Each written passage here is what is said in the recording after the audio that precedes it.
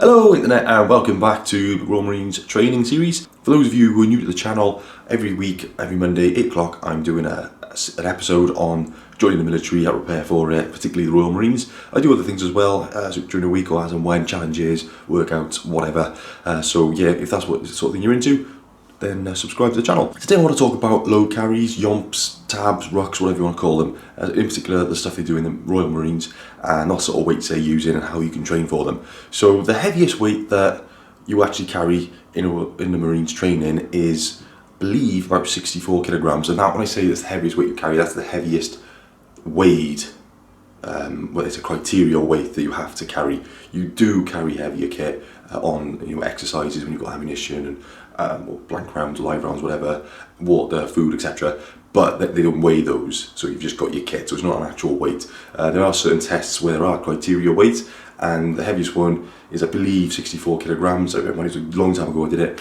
It's approximately that, but they'll tell you when you get there, and they'll weigh it beforehand as well. That is a yomp. I think it's about 8 miles, and it's, to be honest with you, not that hard. I can barely remember it because it wasn't particularly challenging. It was all doable. I don't think anyone failed it. What can you do to prepare beforehand? When you're doing your exercises and your fitness program prior to going down to do your PRMT limestone, I wouldn't worry too much about adding weight, because Royal Marines training is progressive. They gradually introduce the weight, gradually make you stronger. They'll give you bodyweight exercises at the start of training, and then they will also have you doing strength circuits using weights, etc. to build you up. So don't worry too much about it.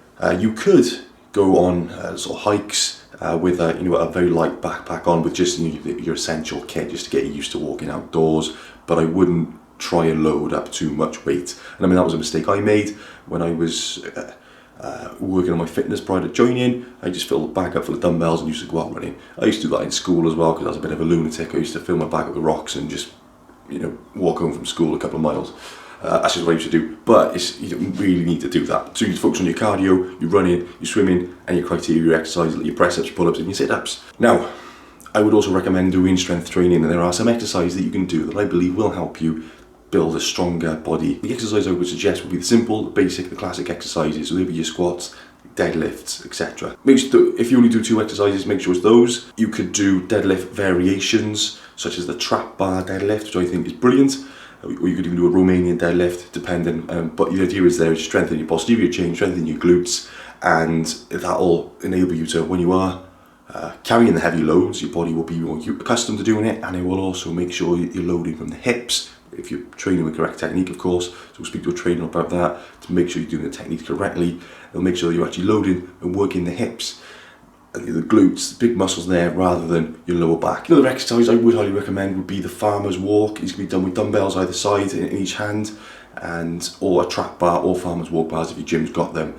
All that is you stand up with the weights, keep your core nice and braced, nice and tight, straight ahead, and you walk from point A to point B with short, fast steps, keeping everything nice and tight and controlled. Excellent exercise, good conditioning exercise, and really good strengthening exercise. It's probably my favourite exercise of all time. Short and sweet video. Thank you very much for watching, guys. Hope this information is helpful and useful for you. Any questions, drop them in the comments below. Like the video if you find it helpful, and don't forget to subscribe. Thank you very much.